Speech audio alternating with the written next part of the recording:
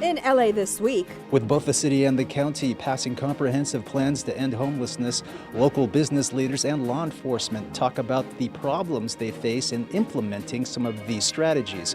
I'm Gil Reyes in downtown LA with a story. 6 new stations added to the Metro Gold Line. More to explore in the City of Angels. I'm Rasha Goel, and that story's up next. It's a smooth takeoff for a new airline and the cultural exchange this launch is creating between two cities. The story next.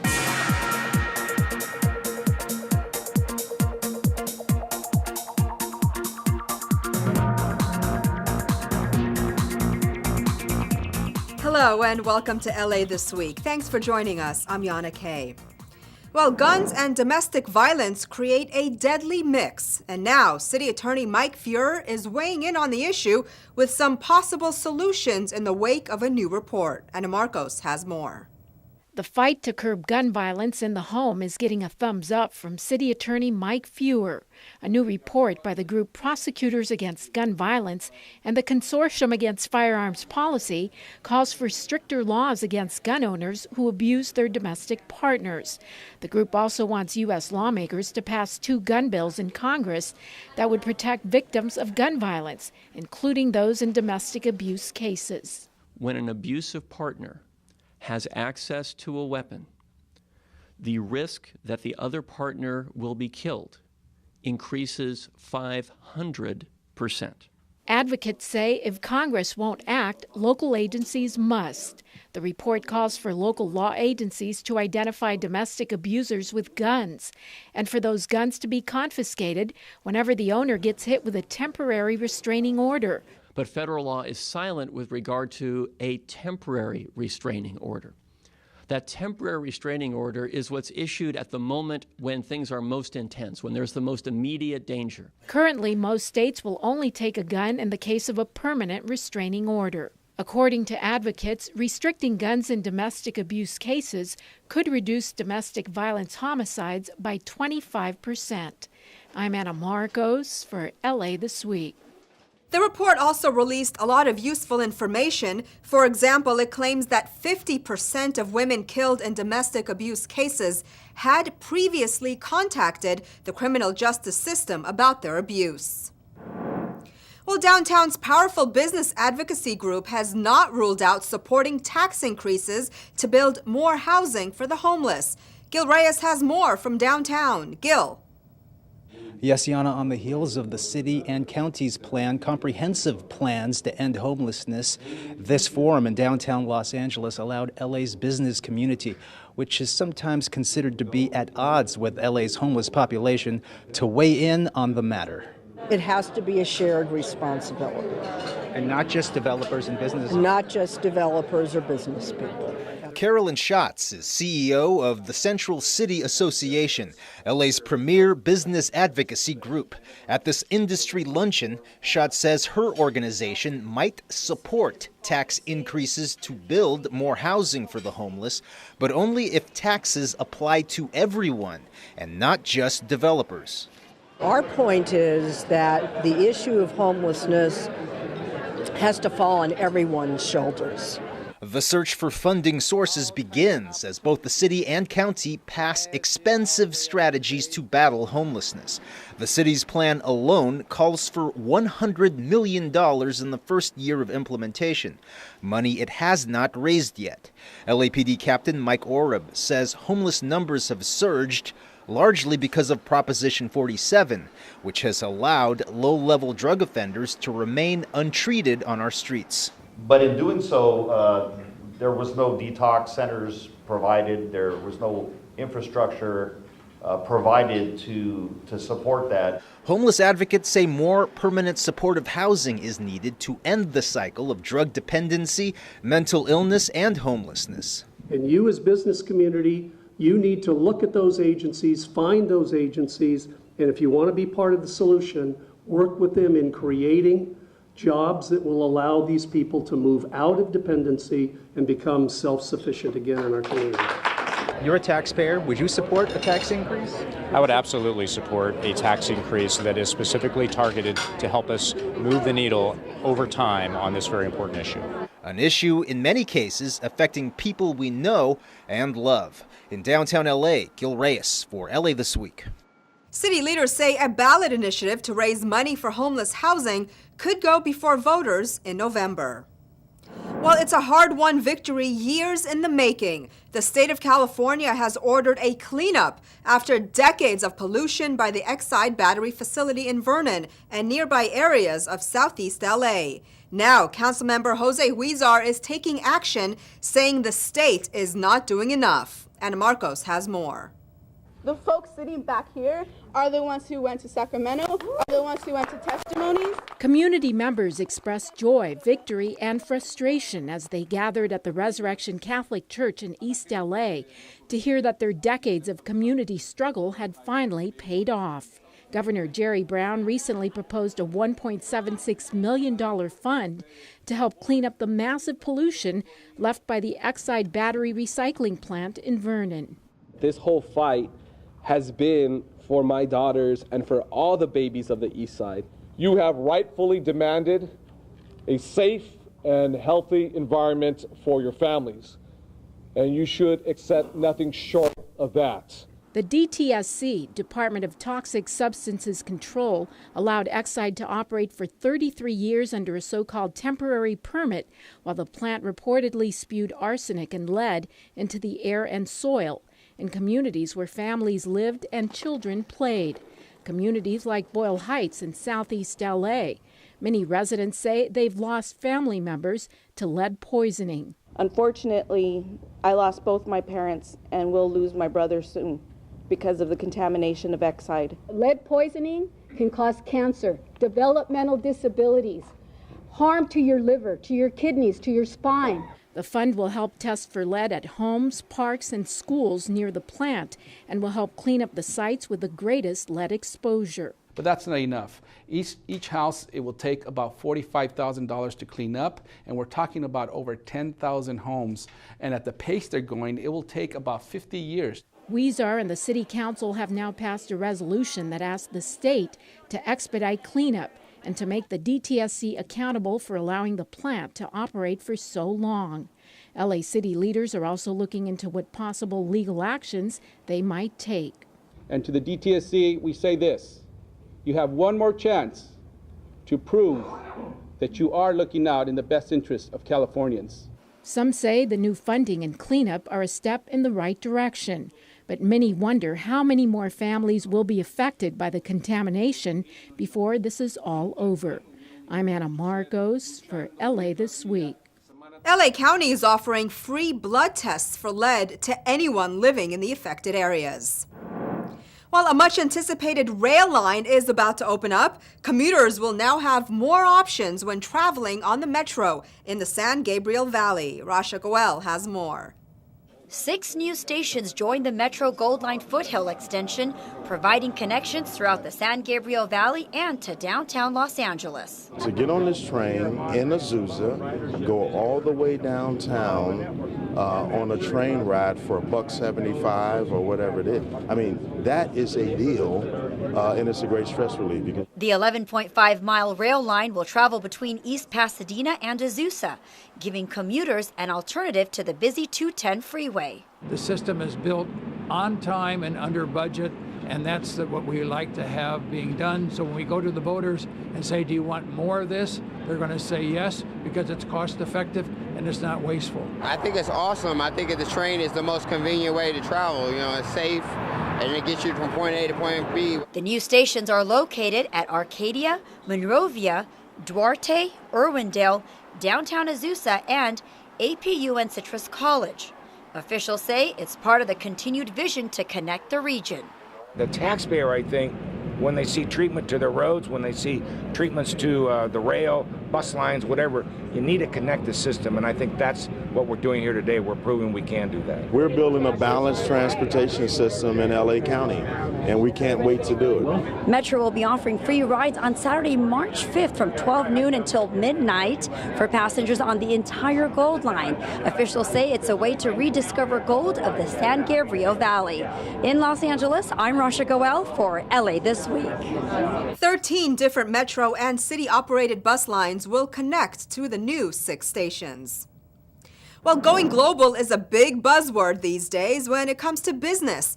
But one business giant is literally helping entrepreneurs take flight with a new venture. Anna Marcos explains. This event, hosted by Virgin Atlantic, is a little like boarding a flight. Hello, welcome on board. Have a lovely flight. There's the flight attendants, the boarding pass, and oh, we're in first class. There's champagne, too. By the way, the airline attendants are genuine British lasses. Just listen to these accents. Cheers and toodaloo from Virgin Atlantic.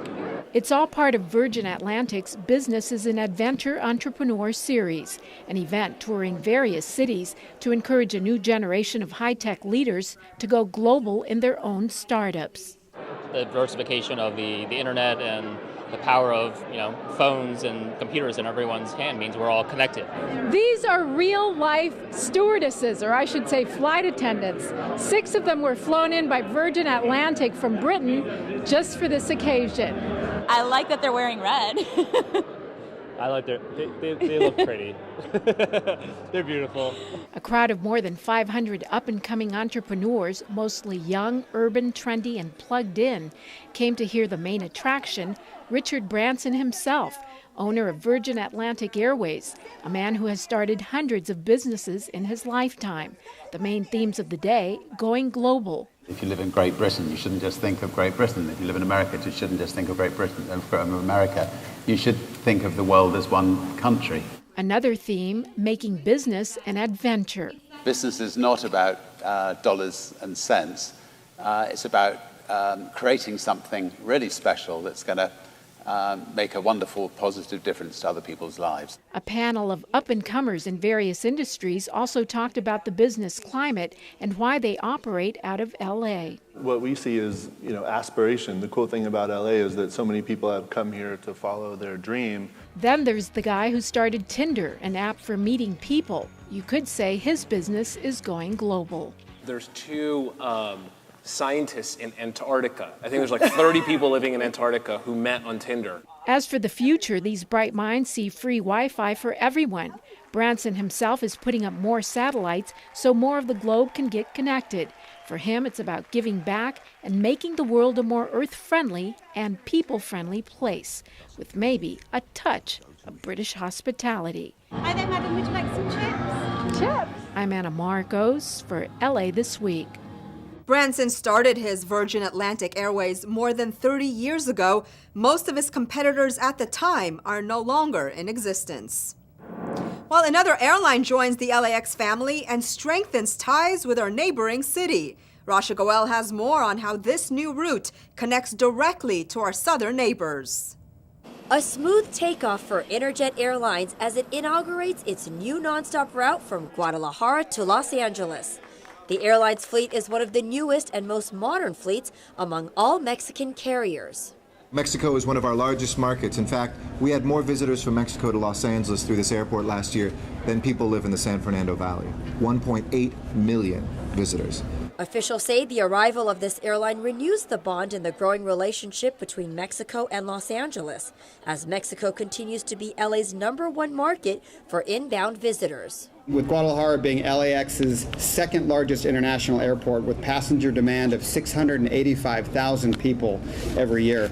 Interjet has been in the market for 10 years and flies to 49 destinations, 37 of which fly into Mexico and 12 are international. We provide snack and beverages free, including alcohol, beer. We provide exclusive toilet for women on board. Pet friendly. You can dedicate one of the pieces to carry your pet. We expect many more links that Interjet is going to be building in the U.S., but this is one of the most important. Interjet is located in Terminal 2, the recently renovated terminal. We are committed to transforming the entire airport experience to a world-class one. You see the transformation has begun in many of our terminals, from the Tom Bradley International Terminal to this very terminal that we're in today. Interjet will now add to that world-class experience, as it is known for providing high-quality service at reasonable prices. In Los Angeles, I'm Rasha Goel for LA This Week. Interjet will be offering one flight per day, and passengers can depart from Mexico City, connecting in or flying nonstop from Guadalajara. Well, a high school in the Valley retains its dominance in LA's prestigious Science Bowl contest. As Gil Reyes reports, the team now advances to the national finals. Why? Why is correct. 10 points for Team A. Congratulations. North Hollywood High School wins it again. Their A team beat all the others to capture this year's Regional Science Bowl championship. Feels great, all this work, and we've earned it. It's the culmination of a lot of studying, yeah. The Valley Whiz Kids also give credit to months of twice-a-week team practices, including hours of training with the game buzzer. North Hollywood High remains the team to beat, having won 17 of the last 19 local contests. No, I know the crowd is never rooting for us, and that's okay. I wouldn't be either. What's your strategy? How do you guys do it every year? You know, it's a lot of things. We have a great student body, and we recruit hard, and we recruit young, and we just work really hard at it. And it's not just North Hollywood. All 250 students representing 25 competing schools are at the top of their class in Los Angeles. We've had students go to MIT, Yale, Caltech. So it attracts, like I said, some of the best students in the city. Among them, Lincoln High School's team captain, Cedric Argueta.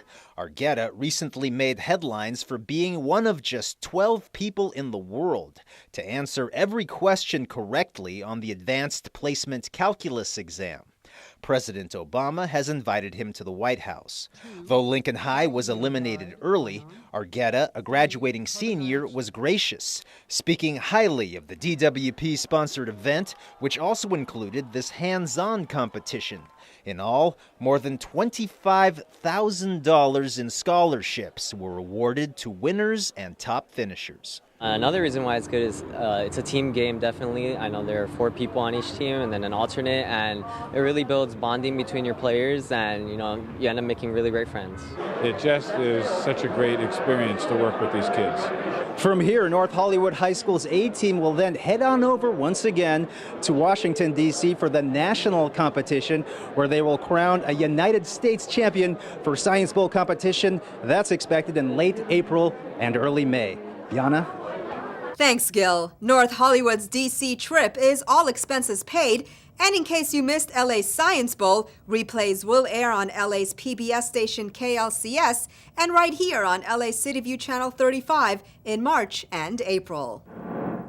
While the LADWP encourages Angelenos to take advantage of its solar rebate programs, Mayor Eric Garcetti marks the Chinese New Year, and improvements at a South LA park promotes accessibility for everyone. All these stories in CityBeat. LA Mayor Eric Garcetti hands LA resident Gladstone Williams a rebate check from the city after Williams installed solar panels at his home on Buckingham Road. The Williams family took advantage of DWP incentives that helped pay for the installation and which officials say will help them save an estimated $1,000 each year on their power bills.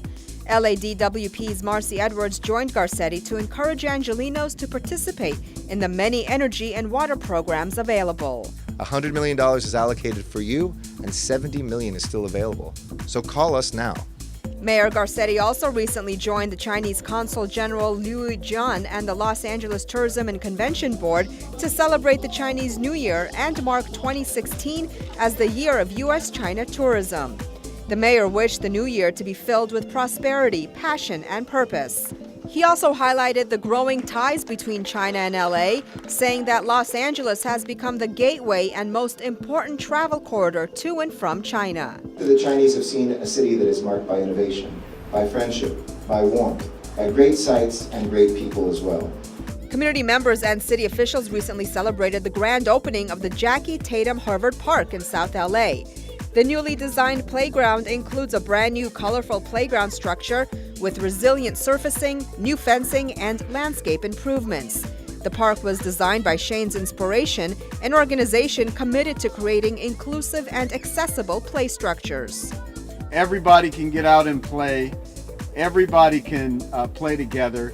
we can get physical fitness, and we can learn to get along with each other. City Councilmember Mitch O'Farrell, the Los Angeles Bureau of Street Services, the LA Department of Transportation, and members of the Silver Lake community dedicated streetscape improvements that officials say will help enhance the visitor experience along Sunset Boulevard in Sunset Junction. Councilmember O'Farrell said this project will make the area more inviting, more walkable, and safer for pedestrians. The scope of the project included repairing 7,600 square feet of damaged sidewalk, 450 linear feet of curb and gutter replacement, and the planting of an additional 12 street trees along a quarter-mile stretch of Sunset Boulevard between Santa Monica Boulevard and Edgecliff Drive. Improvements also included adding 20 bike racks, improved bike lanes, and the widening of sidewalks. It is an improved environment for pedestrians, and people will stick around longer. It's good for the economy. It improves the look and the feel of our neighborhoods, and it's spiritually uplifting, quite frankly, because it looks better and it feels better. The official LA 2024 Olympic logo and slogan were recently unveiled, inviting the world to follow the sun and their dreams. Ana Marcos has the details. LA's new 2024 Olympic Games candidate logo appeared on the screen to resounding applause. A vision of an angel-like creature looking to the sun, a fitting image for the City of Angels. And our vision is as bold as the sun that nurtures this city every day. This City of Angels is a crucible of optimism, hope, and imagination. And it is these very qualities that are what the Olympic movement needs today. City leaders believe they have a winning combination as they compete against 4 cities, Hamburg, Budapest, Paris, and Rome, to host the Olympic Games in 2024. In 2024, I want to win a gold. Did I mention that 97% of our venues already exist, are already planned, or will be temporary? We only have to build one venue to host the Games. This is unprecedented in Olympic bidding. It's just going to be a huge boost for our community. And athletes will not only have an ideal climate and facilities to compete in, they will also have an ideal place to stay as well. LA 2024's Olympic Village at UCLA will offer an experience for the athletes like never before because their Games experience is the first and last consideration in all of our planning. What I like the most about LA is that no one has to be an American to feel at home here. Mayor Garcetti tried a special appeal to the Swiss-based International Olympic Committee. Suivez le soleil avec nous. Merci. French greeting, check. Beautiful angel and sun-drenched logo, check. Olympic facilities ready to go, check. Special t-shirts, friendly climate and friendly people, check. If LA clinches the Olympic spot in 2024, it would be the first time it hosts the Olympics since 1984. I'm Ana Marcos for LA This Week. A recent Loyola Marymount University study found that 88% of Angelenos support Los Angeles hosting the 2024 Olympics. Well, what was billed as the largest youth job fair in LA history drew 6,000 applicants to downtown. As Gil Reyes reports, this happened as the mayor set new hiring goals for the year. Young people ages 16 to 24 crammed into the LA Convention Center looking for work. So far, I'm pretty interested in what Target has to offer and what Starbucks has to offer. Target, Starbucks, Microsoft, Hilton and Hyatt Hotels, also FedEx. More than 30 employers held job interviews, and some even hired people on the spot at the LA Opportunity Youth Job Fair. Though the country's jobs outlook has improved, Department of Labor studies show unemployment remains high among young adults. The goal here, to hire 100,000 young people for mostly entry-level jobs. We've met some great folks. We've gotten some good names, so we're going to follow up with them. We've got a lot of people applying for work, so it's been very good. The fair also gave pointers on how to write online resumes and conduct job interviews. Nordstrom Department Stores was hiring and also offered tips for dressing for success. So they're learning about what patterns go together, what their fit should look like. People are really open to what you have to say. They're really helpful with any question that you may have on finding a job. LA Mayor Eric Garcetti was impressed with the turnout. There's 6,000 stories that are going to be walking around this convention center today. And I know each one of them is going to start a brave new chapter. The mayor has set a goal of hiring 15,000 young people in the city of LA this year. He hopes to do that through collaboration between business and local government. In downtown LA, Gil Reyes for LA This Week. Starbucks Coffee spearheaded the job fair with help from the Rockefeller and MacArthur Foundations. Well, enjoy a majestic migration along the coast. It's that time again to ditch your car and go for a bike ride during CITYBEAT and get up close and personal with some unique sea creatures. That's all in this week's Things to Do. Southern California summer tourists may have come and gone, but this winter a different type of tourist will be traveling along the west coast and heading to Baja during its annual migration. The majestic California gray whale. The whales began their migration in late November, but in March, hundreds of these 35-ton leviathans will splash through the seaside community of Dana Point, California, the West Coast's premier location to meet and greet these incredible creatures during the annual Dana Point Festival of Whales. Festival highlights include an opening day parade, street fair for culinary lovers of all ages, art exhibits, classic car exhibits, paddling events, sand sculpting, concerts on land and water, environmental activities, educational opportunities, kids activities, and of course, whale watching excursions on a variety of vessels or whale watching from breathtaking Dana Point Headlands Conservation Park. Mark your calendar for 2 weekends of fun and festivities, March 5th and 6th and 12th and 13th in Dana Point Harbor. For more, visit festivalofwhales.com. Jump on your bike for CITYBEAT, which opens roads to bicyclists, pedestrians, and other non-car traffic. The next event will be held in the San Fernando Valley on Sunday, March 6th. The 4-mile route encourages people to bike or walk between various neighborhoods from Pacoima to Panorama City. Officials said participants will be able to explore these diverse neighborhoods and discover new businesses. Expect music, street performances, and food trucks, as well as general whimsy and shenanigans. Shop owners and restaurants along the CITYBEAT route will also open their doors. The festival goes from 9 to 4 p.m. For more, visit citybeat.org. Well, you don't see them very often, but there are certain times of the year when some sea animals get washed up on shore. And you can check them out in their natural habitat during Cabrilla Marine Aquarium's seasonal public tide pool walks, where visitors get up close and personal with a variety of sea animals. Come see what the low tide leaves behind on March 5th from 12 to 1:30 p.m. And that's a look at some things to do. Well, that's going to do it for this edition. I'm Yana Kay, and from all of us here at LA This Week, thanks for joining us. A reminder that you can catch us online at lacitybeview.org. You can also follow and like us on Facebook. We'll see you back here next week for more of LA This Week.